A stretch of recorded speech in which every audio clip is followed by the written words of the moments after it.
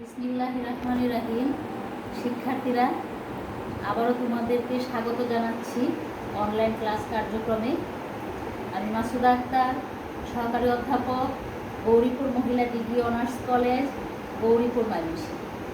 শিক্ষার্থীরা, প্রথম বর্ষের শিক্ষার্থীরা, আজকে ব্যবসার মৌলিক ধারণা অধ্যায় থেকে আবারও আলোচনায় আসছি। আজকে যে টপিকসটা তোমাদের সাথে শেয়ার করব সেটা একটা গুরুত্বপূর্ণ অংশ। আজকের পাঠ পরিকল্পনায় আছে ব্যবসায় আওতা বা পরিধি অর্থাৎ বিষয়বস্তু। দেখা যাচ্ছে চিত্রটা, এই সেই চিত্র। এটা দিয়ে ব্যবসা কিভাবে শাখা প্রশাখা কিভাবে বিস্তার করেছে। শিক্ষার্থীরা, ভয় পাওয়ার কিছু নাই, খুবই সোজা। ভাগ ভাগ করে ফেলেছি। ব্যবসার সংজ্ঞাটা আবারও তোমাদের সাথে তুলে ধরার চেষ্টা করছি। মুনাফা অর্জনের উদ্দেশ্যে পণ্য দ্রব্য ক্রয় বিক্রয় কাজকে বৈধ উপায়ে মুনাফা অর্জনের উদ্দেশ্যে ক্রয় বিক্রয় উৎপাদন ও বন্টন এবং অন্যান্য সহায়ক কার্যাবলীকে ব্যবসায় বলা হয়। উৎপাদন সংক্রান্ত কাজ শিল্পের মাধ্যমে আর বন্টন সংক্রান্ত কাজ বাণিজ্যের মাধ্যমে সম্পাদিত হয়। ক্রয় বিক্রয় কাজটা পণ্য বিনিময়ের সংক্রান্ত কাজ অর্থাৎ মুখ্য কাজ বলে বিবেচিত হয়। এছাড়া অন্যান্য কিছু কাজ রয়েছে যেগুলো হচ্ছে পণ্য বিনিময় সহায়ক কার্যাবলী। শিক্ষার্থীরা, প্রথমেই তোমাদেরকে একটা সমীকরণের সাহায্যে বোঝানোর চেষ্টা করছি। একটু খেয়াল করো। Business is equal to summation I plus summation T plus summation A T. এটা হচ্ছে সমীকরণটা। আর এই সমীকরণের বর্ণনাটাও এখানে আছে। ইজ ইকুয়াল টু ব্যবসায় অর্থাৎ বিজনেস। সামেশান হচ্ছে যোগফল, যোগফলের ইংরেজিটা হচ্ছে summation. T is equal two industry অর্থাৎ শিল্প, শিল্প কারখানা যেখানে পণ্য উৎপাদন হয়। আর টি ইজ ইকুয়াল টু ট্রেড অর্থাৎ পণ্য বিনিময়। এটার আরেকটা হচ্ছে ক্রয় বিক্রয় অর্থাৎ পণ্য কিভাবে বিনিময় হবে। ক্রয় বিক্রয়ের মাধ্যমেই তো পণ্যটা বিনিময় হবে অর্থাৎ হাত বদল হবে। তারপর আসো এটি অর্থাৎ অক্সিলারিজ টু ট্রেড অর্থাৎ পণ্য বিনিময় সংক্রান্ত কাজের সমষ্টি। এই সমীকরণটা শিক্ষার্থীরা, এটা কিন্তু তোমাদের জন্য একটা কোয়েশ্চেন। এটা দিয়েও তোমাদের একটা অনুধাবনমূলক প্রশ্ন থাকতে পারে, এটা বা জ্ঞানমূলক প্রশ্ন থাকতে পারে। এটা তোমরা একটু চর্চায় রাখবে। এখন আসো, এই যে ব্যবসায়িক কাজটা শিল্প এবং বাণিজ্য মিলেই হচ্ছে ব্যবসা। কিন্তু শিক্ষার্থীরা, এছাড়াও বর্তমানকালে প্রত্যক্ষ সেবা নামক একটা বিষয় আছে যেটা অর্থনৈতিক গুরুত্বপূর্ণ কাজ বলে বিবেচিত হচ্ছে। তো শিক্ষার্থীরা, এবার আসছে ব্যবসা সেই চার্ট রেখাচিত্রের সাহায্যে এটা প্রদর্শিত। ব্যবসার আওতা ও পরিধি। ব্যবসা যে বিজনেস, এটা মূলত তিন প্রকার, প্রধান তিনটা শাখা। মোস্ট ইম্পর্টেন্ট প্রধান শাখা হচ্ছে শিল্প, তারপর বাণিজ্য, তারপর প্রত্যক্ষ সেবা। তোমরা প্রথমে মনে রাখবে ব্যবসাটা তিন প্রকার। প্রথমে হচ্ছে শিল্প, তারপর বাণিজ্য, তারপর প্রত্যক্ষ সেবা। তো আজকে যেটা আমি আলোচনা করব শিল্প নিয়ে অর্থাৎ ইন্ডাস্ট্রি, কারখানা যেখানে পণ্যদ্রব্য উৎপাদিত হয়। তো এই শিল্প হচ্ছে উৎপাদনের বাহন। আর শিক্ষার্থীরা, একটা কথা মনে রাখবে, প্রকৃতি প্রদত্ত সম্পদকে শিল্পের সাহায্যে শিল্প কারখানায় এটাকে মানুষের ব্যবহারে উপযোগী করে বিভিন্ন রূপে রূপান্তর করা হয়।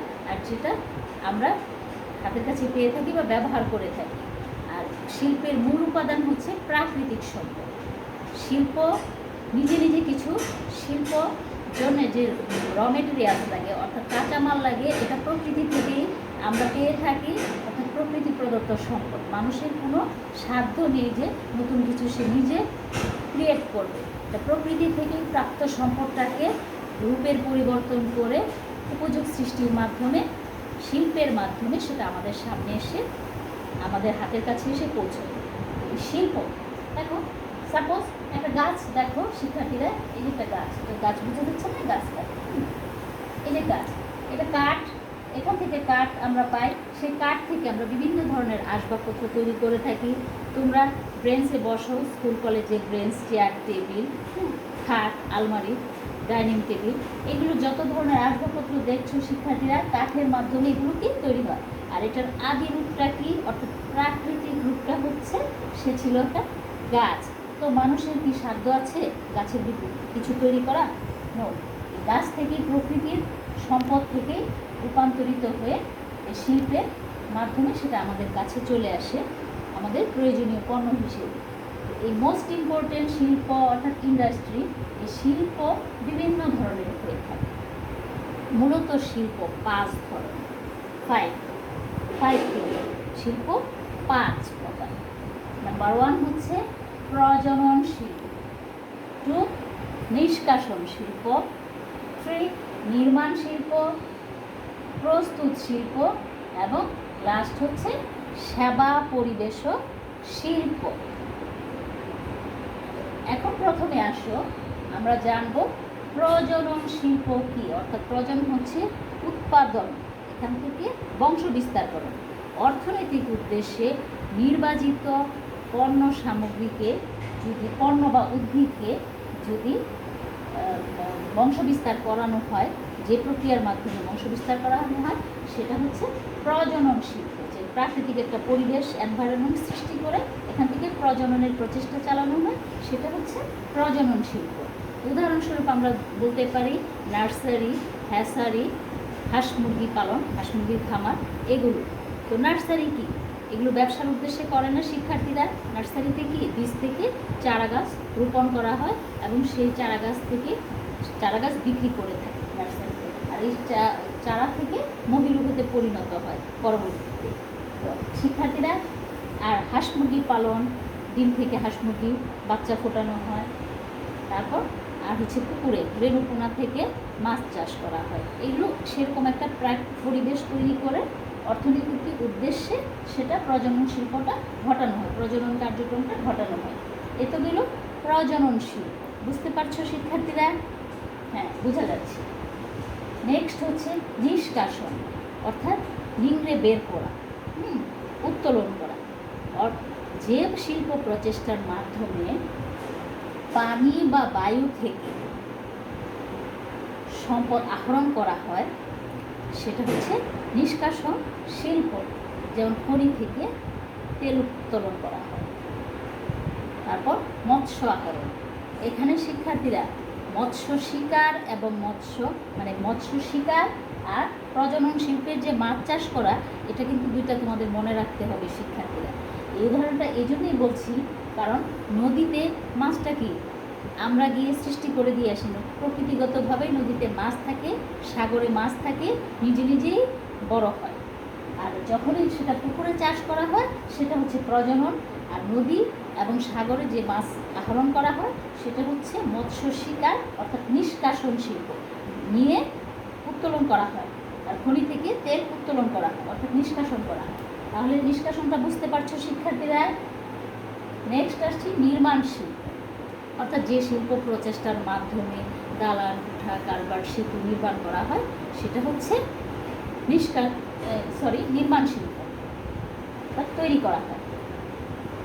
এরপর শিক্ষার্থীরা আসো প্রস্তুত শিল্প, ম্যানুফ্যাকচারিং ইন্ডাস্ট্রি, অর্থাৎ যেখানে পণ্য সামগ্রী উৎপাদন করা হয়, প্রস্তুত করা হয়, সেটা যে চেহারায় বা যে অবস্থায় ছিল সেটাকে আমাদের প্রয়োজনের পূরণের তাগিদে সেটা রূপদান করা হয়। তো প্রকৃতি প্রদত্ত কাঁচামাল বা সম্পদ আহরণ করে যে প্রচেষ্টার মাধ্যমে বা প্রক্রিয়ার মাধ্যমে পণ্য প্রস্তুত করা হয় আমাদের ব্যবহার উপযোগী করে, সেটাকে প্রস্তুত শিল্প বলে। শিক্ষার্থীরা, এই প্রস্তুত শিল্পটা কিন্তু আবার ভেঙে বললে 3 ভাগে করা যায়: বিশ্লেষণ শিল্প, যৌগিক শিল্প, প্রক্রিয়া ভিত্তিক শিল্প। তো বিশ্লেষণ শিল্পটা হচ্ছে একই পদার্থ হতে বিশ্লেষণ বা পৃথকীকরণের মাধ্যমে বিভিন্ন পণ্য সামগ্রী তৈরিকে বিশ্লেষণ শিল্প বলে। অর্থাৎ ভাগ ভাগ করা, ভেঙে ভেঙে করা। যেমন খনিজ তেল পরিশোধনের মাধ্যমে কি হয়? পেট্রোল, কেরোসিন, ডিজেল ইত্যাদি তৈরি করা হয়। এরপরে আসি যৌগিক শিল্প, অর্থাৎ যৌগিক যে একাধিক শিল্পের মিশ্রণ, যেটাকে বোঝা যাচ্ছে মিশ্রিত। যৌগ মানে মিশ্রণ। যে শিল্পে পৃথক পৃথক পদার্থের সংমিশ্রণ করে নতুন দ্রব্য তৈরি করা হয় তাকে যৌগিক শিল্প বলে। যেমন আকরিক লৌহ, ম্যাঙ্গানিজ, কয়লা এগুলো হচ্ছে যৌগিক শিল্পের উদাহরণ। তো শিক্ষার্থীরা, এখানে আমরা সাবানের নামটাও বলতে পারি। হ্যাঁ, সাবানও কিন্তু একটা যৌগিক শিল্প। সিমেন্ট এটাও যৌগিক শিল্প। তারপরে আসো প্রক্রিয়া ভিত্তিক শিল্প। যে শিল্পে কাঁচামাল বিভিন্ন উৎপাদন প্রক্রিয়ার মধ্য দিয়ে পরিণত পণ্যে রূপান্তরিত করা হয় তাকে প্রক্রিয়া ভিত্তিক শিল্প বা পর্যায়ভুক্ত শিল্প বলা হয়। যেমন তুলা থেকে বস্ত্র, আখ থেকে চিনি, এগুলো হচ্ছে প্রক্রিয়া ভিত্তিক শিল্প। তো শিক্ষার্থীরা, বোঝা যাচ্ছে আমাদের সেই প্রস্তুত শিল্পটা, হ্যাঁ, ম্যানুফ্যাকচারিং ইন্ডাস্ট্রি, ম্যানুফ্যাকচার করা হয়, বিভিন্ন পণ্যে রূপান্তর করা হয়। লাস্ট হচ্ছে সেবা পরিবেশক শিল্প। এটা আবার যে শিল্প প্রক্রিয়ার মাধ্যমে বা যে শিল্প প্রচেষ্টার মাধ্যমে মানুষের ব্যবহার উপযোগী আরামদায়ক পণ্য তৈরি করা হয়। অর্থাৎ এটা হচ্ছে মানুষের আরামের জন্য, কিন্তু মানুষের লাইফটা ইজি করার জন্য যে শিল্প প্রস্তুত করা হয়, যে শিল্প আছে, সেটা হচ্ছে সেবা পরিবেশক শিল্প। এই সেবা পরিবেশক শিল্পের অভাবে শিক্ষার্থীরা, মানুষ কিন্তু মারা যাবে না, কিন্তু তার লাইফটা ইজি হবে। যেমন এর একেবারে শ্রেষ্ঠ উদাহরণ হচ্ছে ইন্টারনেট। এর মাধ্যমে আমরা ক্লাস নিতে পারছি ঘরে বসে এই সিচুয়েশনে। তারপর কি লাইট, ফ্যান, হ্যাঁ, মানে ইলেকট্রিসিটি, গ্যাস, পানি, এগুলো হচ্ছে আমাদের সেবা দেয়। এগুলোর অভাবে মানুষ মৃত্যুবরণ করবে না, তথাপি লাইফটাকে ইজি হবে। সেবা আমরা পেয়ে থাকি। এত গেল আমাদের শিল্পের 5 প্রকার শিল্পের একেবারে সংজ্ঞা উদাহরণ সহ আমরা আলোচনা শেষ করলাম। বুঝতে পারছো শিক্ষার্থীরা, শিল্পটা কি ব্যাপক ভূমিকা শিল্পের আমাদের জীবনে। শিল্প না থাকলে আমরা কি এগুলো কি দেখতাম? প্রাকৃতিক সম্পদটা প্রকৃতিতেই থেকে যেত। এখন আসো শিল্পের কিছু বৈশিষ্ট্য রয়েছে, ক্যারেক্টার। তোমার আমার প্রত্যেকটা জিনিসেরই কিছু আলাদা আলাদা ইন্ডিভিজুয়াল বৈশিষ্ট্য রয়েছে, তেমনি শিল্পেরও কিছু বৈশিষ্ট্য রয়েছে। এটা যে শিল্পটা চিনব কী করে? হ্যাঁ, চেনার কিছু ক্লু রয়েছে, আর সেটাই হচ্ছে বৈশিষ্ট্য নেচার। শিল্প হচ্ছে উৎপাদনকারী শাখা, নাম্বার 1। এটাকে উৎপাদন করে, প্রাকৃতিক সম্পদটাকে উৎপাদন করে। অর্থাৎ শিল্পক্ষেত্রে প্রকৃতি প্রদত্ত সম্পদটা এসে রূপান্তরিত হয়ে মানুষের ব্যবহার উপযোগী পণ্য হয়ে বের হয়ে আসে। এটা ইন্ডাস্ট্রিতে হয়, শিল্প কারখানায় হয়, অন্য কোথাও হয় না। শিক্ষার্থীরা, এটা শিল্পের দ্বারাই সম্ভব। যেমন সাবান ব্যবহার করে না এমন কেউ নেই। লিকুইড সোপ বা হার্ড সোপ যেটাই বলো, সাবান আমাদের লাগবেই লাগে, আর এটা কিন্তু শিল্প কারখানায় উৎপাদিত হয়। ঠিক আছে, এরপর আসো আরও একাধিক রয়েছে রূপগত উপযোগ। হ্যাঁ শিক্ষার্থীরা, রূপের তো পরিবর্তন করে। রূপগত উপযোগ শিল্পটা যে অবস্থায় ছিল প্রকৃতিতে, তার যে চেহারা, সেটাকে ফেসটাকে চেঞ্জ করে আমাদের প্রয়োজনীয় পণ্যে, অর্থাৎ রূপের পরিবর্তন করে আমাদেরকে সামনে নিয়ে আসে, সেটা শিল্পের দ্বারা হয়। এটা একটা বৈশিষ্ট্য, গুরুত্বপূর্ণ বৈশিষ্ট্য।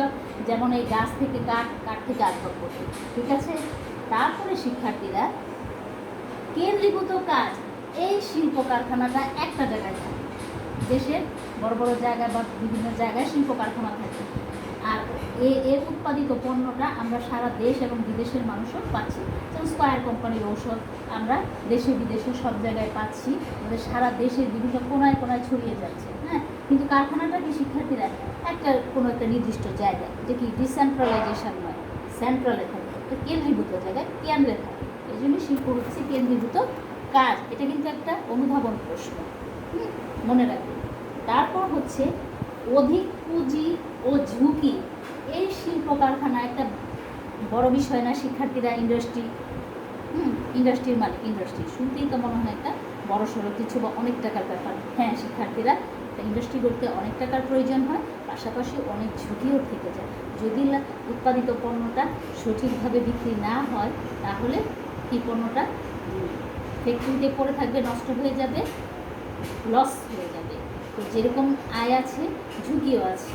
ঠিক আছে শিক্ষার্থীরা, অধিক পুঁজি লাগে, অধিক ঝুঁকিও পাশাপাশি থাকে। তারপর লাস্ট যেটা হচ্ছে, লাস্ট নয়, ফল লাভে বিলম্ব। হ্যাঁ, একটা একটা একটা প্রকৃতি প্রদত্ত কাঁচামাল থেকে আস্তে আস্তে আস্তে আস্তে সেটা রূপান্তরিত পণ্যে পরিণত হয়। এই প্রসেসিংয়ে একটু লম্বা সময় লেগেই যায়, এত শর্টকাট কোনো উৎপাদন সম্ভব নয়, তাহলে কি এটা কি বিলম্ব হয়। একেবারে লাস্ট পয়েন্টে আমরা চলে এসেছি। লাস্ট হচ্ছে অর্থনৈতিক উন্নয়নের প্রবেশ পথ। হ্যাঁ শিক্ষার্থীরা, শিল্পে উৎপাদিত পণ্যটা এক পিস, একটা আলু চিন্তা করো, আলু থেকে পটেটো চিপসের কত দাম, একটা আলু থেকে কতগুলো চিপস হয়ে যায়, আলুর মূল্যমানটা বেড়ে যায় না এভাবে। সেরকম আম, আনারস এগুলো যদি আমাদের সেরকম জুস কোম্পানি সেরকম আমাদের অ্যাভেলেবল থাকতো তাহলে এগুলো মৌসুমে পচে যেত না। আমরা আরও মানে এটা থেকে ম্যানুফ্যাকচার করে আমরা আরও অর্থনৈতিক উন্নয়ন হতো বা আমরা অর্থ ইনকাম করতে পারতাম। তো শিল্পটা কি অর্থনৈতিক উন্নয়নের প্রবেশদ্বার, শিল্পের মাধ্যমে অর্থনৈতিক উন্নয়ন সম্ভব।